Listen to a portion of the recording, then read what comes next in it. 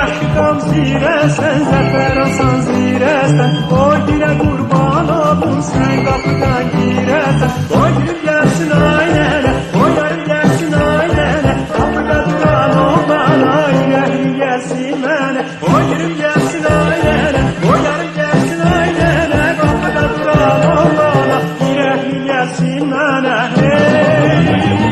Əzizimdə bir qalmaz, bağımda dərdi qalmaz. Yar yarına yetişsə ürəkdə dərdi qalmaz. Oy gülüm gəlsin aynənə, oy yarım gəlsin aynənə. Qapıda duran oğlana, ürəkli gəlsin mənə. Oy gülüm gəlsin aynənə, oy yarım gəlsin aynənə. Qapıda duran oğlana, ürəkli gəlsin mənə.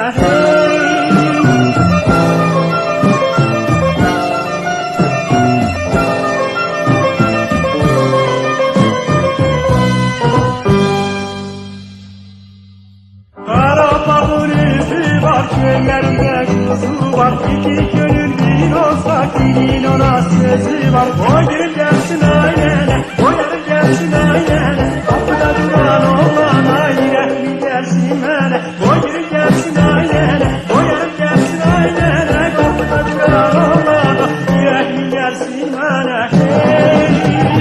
Bu gelen karalıdır, dağlarım maralıdır. Elinizden öpün, yüreğim yaralıdır. Oy gülüm gelsin aynene, oy yarım gelsin aynene. Kapıda duran oğlana yürekli gelsin mene. Oy gülüm gelsin aynene, oy yarım gelsin aynene. Kapıda duran oğlana yürekli gelsin mene.